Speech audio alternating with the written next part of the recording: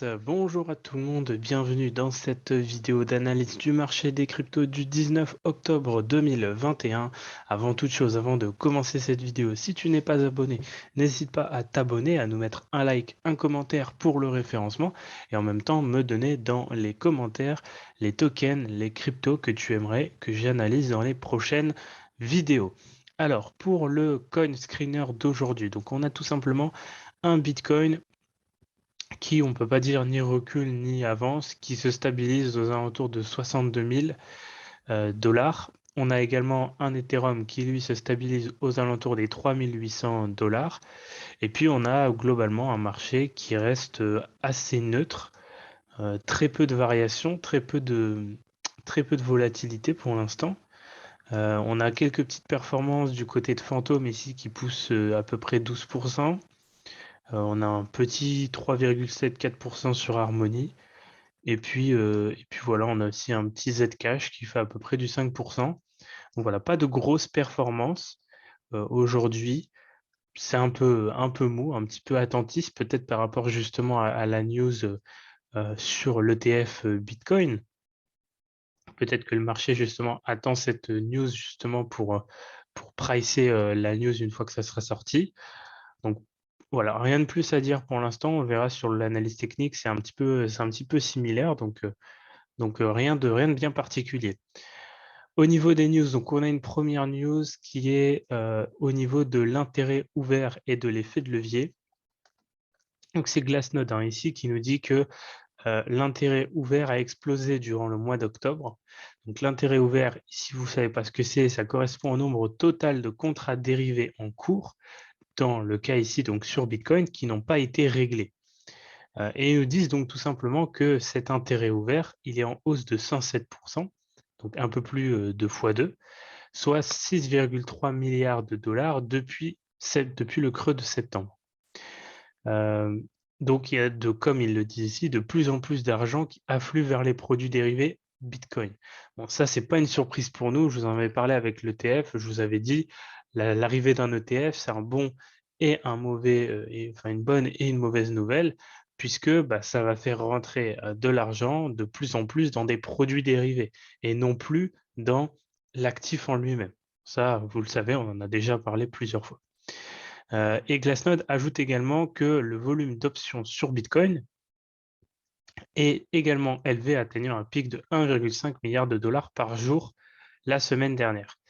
Alors, eux, ils disent que dans leur article ici, que c'est très dangereux, que la dernière fois qu'on a eu ça, c'était en avril-mai de l'année dernière, enfin de cette année, donc juste avril-mai où il y a eu le gros drop du Bitcoin.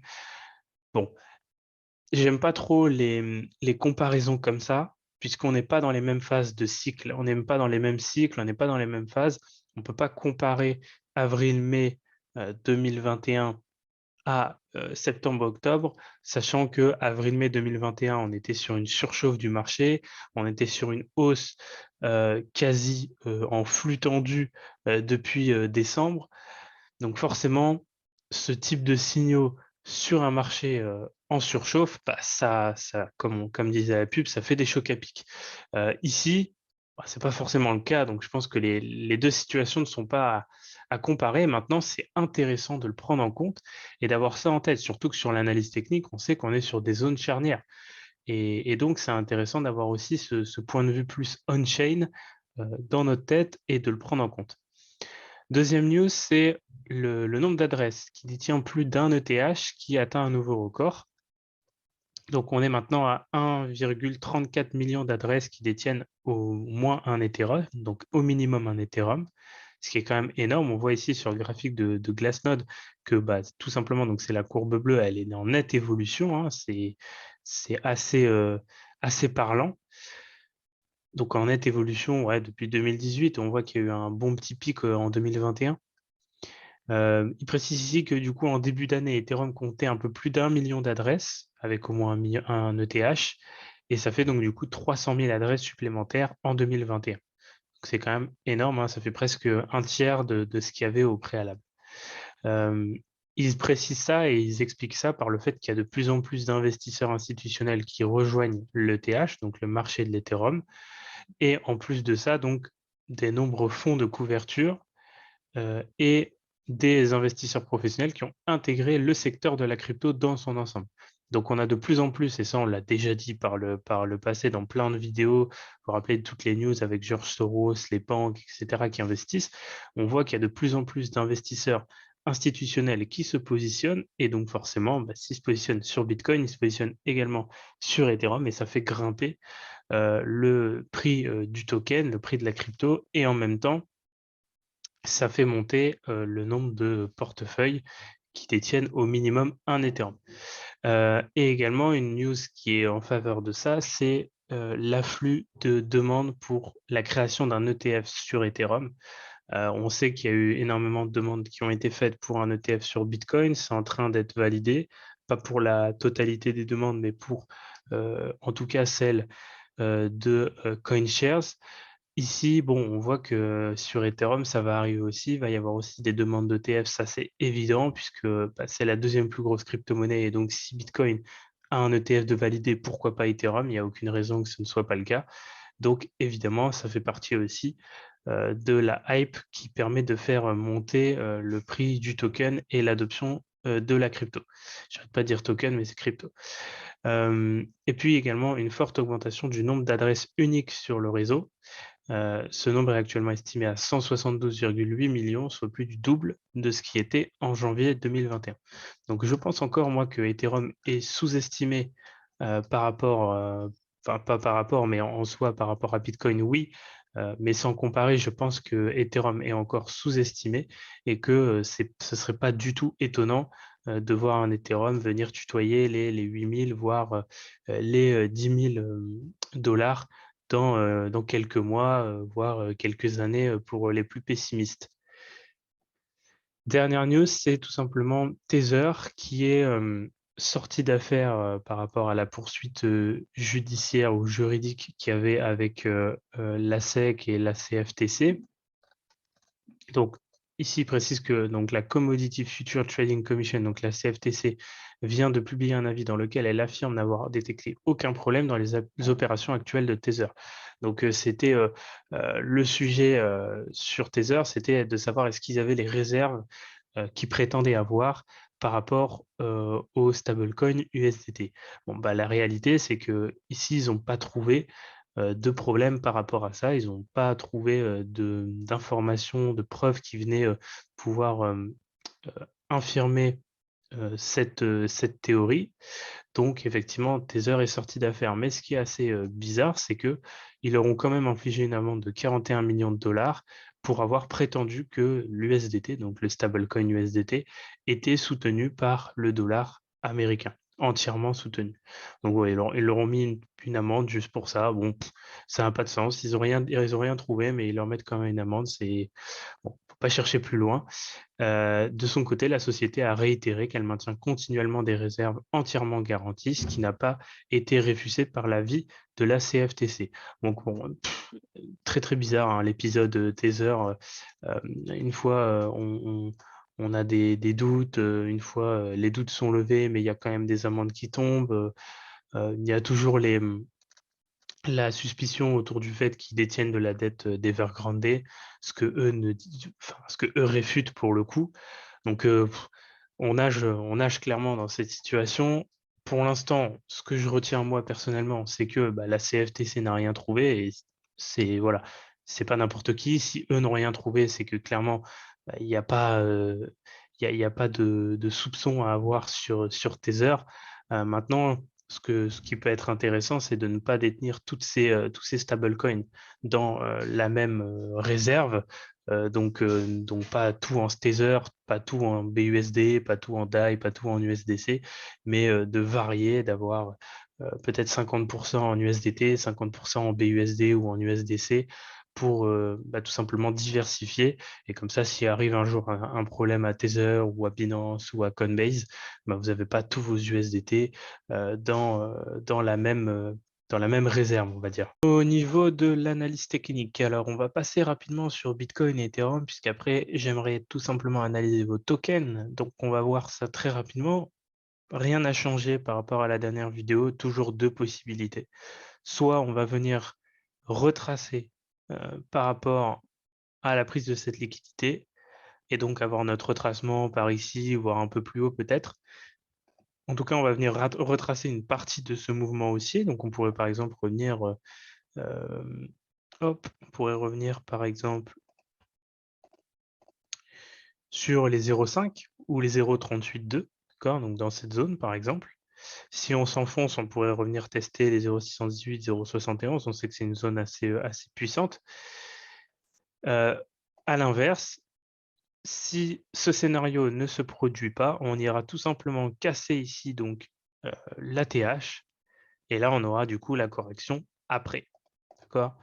Donc vraiment deux scénarios, pas compliqués. C'est pour ça que c'est une zone charnière que j'ai pas envie de que voilà, on a une petite divergence, vous voyez ici sur le RSI, juste là. Mais on sait que voilà, les divergences, quand il est en hausse comme ça, il s'en fout un peu, hein. Vous voyez qu'il regardez ici, on a une belle divergence. Le marché, peu importe.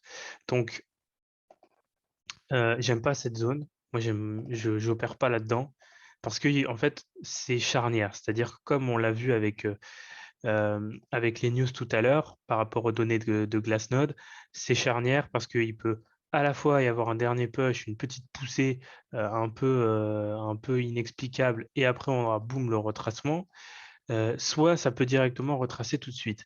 Donc c'est pas top de chercher un billet là-dedans parce que c'est vraiment très très compliqué.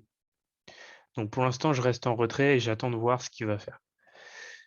Ethereum, bon, bah, c'est à peu près la même chose, hein. Il n'y a rien, y a rien de plus à dire que ça. Il a validé, comme on l'avait dit, son épaule, tête, épaule, hein, épaule, tête, épaule. Donc ça, c'est validé. Maintenant, on attend toujours la cassure du plus haut ici, qui n'a pas encore été cassé. On est juste en dessous. Une fois que le plus haut aura été cassé, là, on pourra prendre des décisions, peut-être attendre un léger retracement. On verra ce que ça donnera à ce moment-là. Mais pour l'instant, j'attends toujours la cassure du plus haut. Au niveau de la Bitcoin dominance, très rapidement, il n'y a rien qui bouge. La seule différence par rapport à la dernière fois, c'est que là, cette fois-ci, donc, on est bien sur le MA200. La dernière fois, on était par ici, si je ne me trompe pas, on était juste avant. Là, on a bien tapé les 47% de dominance sur le MA200. Donc là, attention, le MA200 pourrait repousser, bon, c'est déjà un peu le cas, on voit qu'il y a une petite bougie noire là, qui se met en place, pourrait repousser un peu le prix. Si ce n'est pas le cas et si le prix explose la moyenne mobile 200, le MA200, l'objectif prochain, ce sera la bande supérieure de Bollinger. D'accord? Par contre, effectivement, si on a un Bitcoin qui retrace dans la zone où il est actuellement, on pourrait du coup avoir une Bitcoin dominance qui perdrait un petit peu, puisqu'on aurait tout simplement des reventes sur Bitcoin, sauf si évidemment la chute se passe essentiellement sur les dérivés. On pourra avoir une petite bougie rouge là sur la Bitcoin dominance, mais en soi, c'est pas un souci pour moi tant qu'on reste au-dessus de cette zone et au-dessus de la bande de Bollinger Middle. Donc celle-ci, il y a pas de souci pour l'instant. On verra le crypto total juste après. Donc, on m'a demandé d'analyser trois tokens. Le premier, c'est le comp, donc de Compound. Hop, pas facile à analyser celui-là parce que c'est vrai on est un petit peu, comment je dirais, pas au milieu de nulle part, mais on est un petit peu sans forcément réussir à déterminer de grosses tendances. Alors, quand on regarde je vais me mettre en monthly, bon là on la voit la tendance, hein. On est clairement haussier, on voit qu'on a ce plus bas, on voit qu'on a ce plus haut. OK, et puis là, on est dans un retracement. Bon, ça, c'est pas trop un souci. Si on se met en weekly, c'est à peu près pareil. On voit qu'on a notre plus bas, on a un petit chafouillis ici, et puis on a notre plus haut qui est par là. Bon, moi, le seul truc qui m'embête là-dedans, c'est ce qu'il est en train de faire ici. Là, ça. Ça m'embête parce que j'arrive pas pour l'instant à définir concrètement ce qu'il veut faire. On voit que le prix, en tout cas, s'est arrêté sur cette zone, hein. Vous voyez ici, le drop, la chute s'est arrêtée sur cette zone. On a créé aussi donc deux zones en parallèle euh, qui sont donc cette zone de plus haut. Ici, on a eu plusieurs points de contact. On s'est arrêté à de nombreuses reprises sur cette zone. On a même créé ici une liquidité ce qu'on appellerait un equal high pour ceux qui traitent de la SMC. Et on a créé aussi cette zone intermédiaire, vous voyez ici, avec des points de contact, sur laquelle on est actuellement et on a du mal à la casser momentanément. Donc, du coup, pour moi, deux scénarios possibles. Le premier, c'est de revenir retravailler cette zone, ici, d'accord? Donc zone très très travaillée par le passé, aux alentours de 200, 220, allez, on va dire on va prendre une fourchette entre 200 et 250. Revenir retravailler cette zone qui correspondait aux 0,786 et 0,88 de Fibonacci, donc en prenant ce plus bas et ce plus haut en monthly weekly. Donc on pourrait revenir retravailler cette zone pour, in fine, derrière, chercher à créer des plus hauts. Bon, ça c'est le premier scénario, et puis casser cette trendline baissière également. Ça c'est le premier scénario auquel on peut essayer de prêter attention.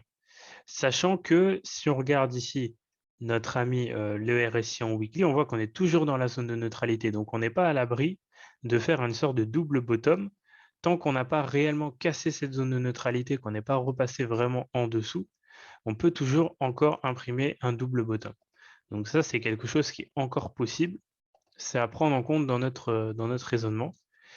Quand on regarde la bande de Bollinger, ce qui est intéressant de voir, c'est qu'on est situé en dessous de l'EMA 200 et en dessous de middle de la bande de Bollinger. Et on est plutôt au contact de la bande basse. Donc, ça veut dire qu'on est plutôt sur de la recherche de setup d'achat plutôt que de la recherche de setup de vente. D'accord? Puisqu'on arrive sur une zone forte avec les Fibonacci, le bas de la bande de Bollinger, la zone qui est donc ici aussi, et en plus de ça, on est quand même sur une fin de correction. Vous voyez, on a quand même eu tout ça. Voilà. Donc, on est quand même sur une fin de correction. Donc, là, actuellement, je ne considère pas que ça, c'est un signal d'achat propice. Ce qui serait intéressant, c'est qu'on ait quelque chose, un prix qui vienne travailler dans cette zone, aux alentours de cette zone, ou qui reste ici. Mais idéalement, pour prendre une position, j'aimerais bien qu'on vienne casser cette résistance de la mort avec l'EMA 200, la bande de Bollinger du milieu et la trendline baissière. Si on a un prix qui vient travailler comme ça, qui nous fait une impulsion ici, qui casse, qui vient retester et ensuite qui part, bah là, ce serait vraiment parfait. Là, ce serait un beau signal. On aura vraiment eu la cassure par le haut de ces deux zones, parce qu'on voit que pour l'instant, euh, on n'a pas réellement réussi à s'en extirper. On a légèrement cassé ici, mais c'est très très léger. On voit qu'il y a très peu de puissance vraiment à la cassure. Ça se rejette directement après. Ici, pareil, on a réussi à casser, mais c'était très léger. Et là, pareil, on a cassé et puis on a directement réintégré par la suite. Donc là, il faudrait vraiment une cassure de cette bande de Bollinger du middle assez forte, assez puissante pour pouvoir ensuite chercher des positions à l'achat. Donc, moi, c'est le scénario que je suivrai ici, que je chercherai à suivre. On voit également, quand on met les points pivots ici, yearly, on voit qu'on a ce point pivot-là qui a énormément rejeté, donc le R3, qui a énormément rejeté le prix. Donc, si on casse également ici la bande de Bollinger, l'EMA, la trendline, on casserait également le point pivot R3 ici. Donc, on aura une sorte de mix de confluence assez intéressant pour pouvoir chercher à rentrer en position à l'achat. Mais pour l'instant, tel qu'on est ici, c'est pas suffisant pour moi pour chercher une position d'achat. D'accord? Maintenant, effectivement, quand on regarde en weekly et en daily, donc vous voyez en weekly et en monthly, pardon, on voit très clairement que c'est bullish, d'accord? On voit qu'on a une bonne mèche ici de rejet. On voit qu'ici, on a bien rejeté le niveau à plusieurs reprises. On a également rejeté cette zone ici, on le voit avec les mèches. Donc, nos zones sont très bonnes.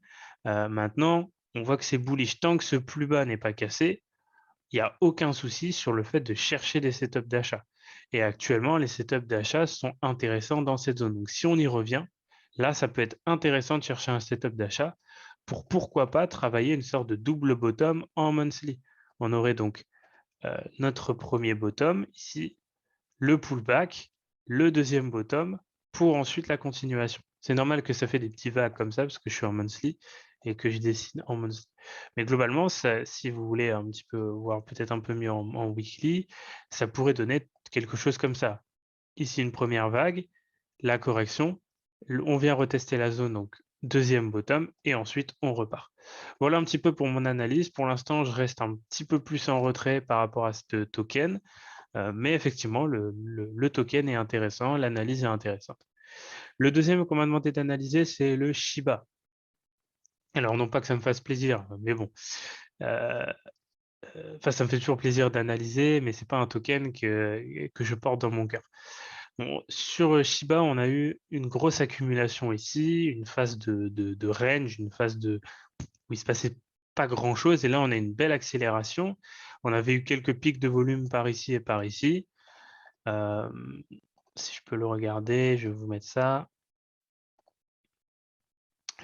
Les volumes, c'est tout en bas. Hop. On avait eu quelques pics de volume par ici et par ici. Vous voyez, on avait eu des petits pics de volume ici. Donc ça, c'est intéressant. Ça, c'est intéressant. On avait des petits pics de volume qui nous montraient que ça rentrait dans le Shiba, ça rentrait sur le marché, à l'achat. Et puis, on a eu la grosse accélération. Maintenant, ce qu'on est en train de former, c'est tout simplement une sorte de triangle de compression ici. Vous voyez, entre cette trendline baissière et cette trendline haussière, on a également créé cette zone. D'accord? On a eu quelques points de contact. Et on en est sorti par le haut. On a également buté maintenant sur cette zone ici. Vous voyez, le prix bute à de nombreuses reprises. On est en train de buter dessus ici. Bon, globalement, ce qu'il faut voir, c'est qu'effectivement, on est toujours aussi sur les 0,71, 0,786, 0,88. Donc, on est toujours sur le retracement de cette impulsion daily ici, donc de cette impulsion-là. Donc, attention ici, à ces nombres Fibo qui font repousser le prix. On voit que ça a été repoussé ici au 0,88, au 0,76, 86, pardon, 786. On voit que ça a été rejeté également ici sur les 0,71, qui correspond donc à cette zone.